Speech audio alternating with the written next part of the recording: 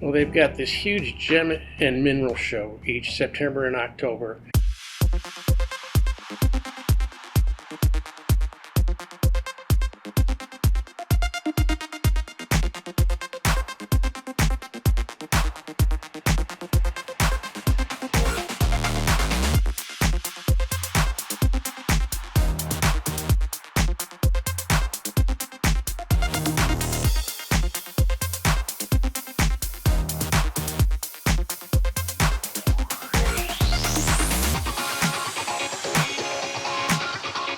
People come to Quartzsite traditionally in the wintertime for rocks and gems. That's the big deal in Quartzsite.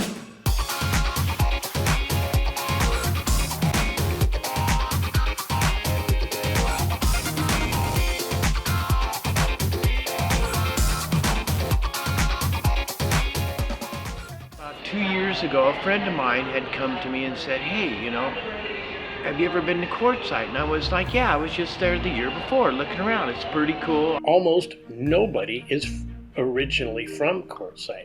I was ditching winter over there in Montana. Quartz, it's right in the name of the town.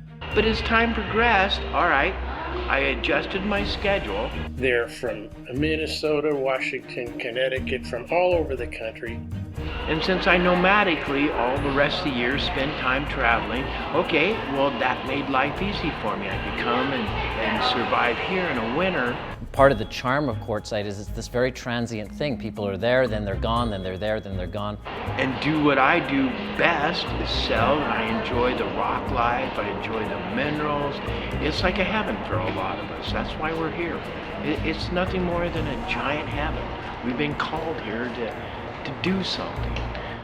And the town just becomes flooded with what we affectionately call snowbirds. That's all I know what to do, is get on the road and go.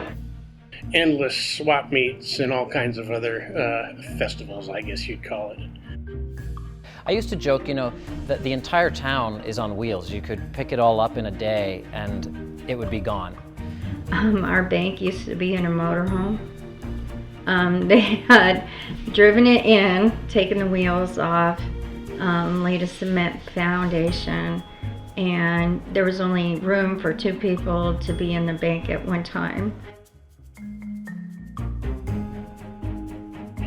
And how they wind up here, they're like tumbleweeds, They just, the wind blows them, and this is where they run up against a fence or a rock, and they stop there. They end up in a trailer, because most of the town lives in trailer parks.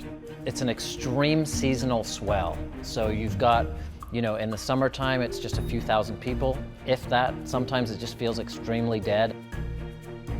The way Quartzsite gets populated is somebody comes out to spend a few weeks or months in the wintertime when it's beautiful there, and then they end up just staying and they become a member of the community. Generally, they're not sedentary. It's not an easy life. I don't recommend it for everybody and their brothers. And then in the wintertime, it's the exact opposite. It's just this throng of people. The big tent comes in. They just set up with tables, and there's all kinds of vendors about RVing, about tiny houses. And they kind of organized the rock activities. They created the Gem and Mineral Show, the powwow, like 53 years ago. And it's been a mainstay of the community.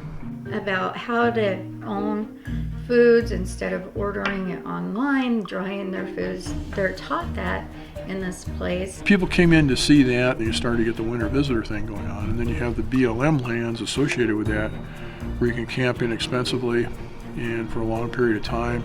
Yeah, I think Quartzsite does attract a certain type of character, and you still see it today that you saw, 25 years ago, which there's a large transient population.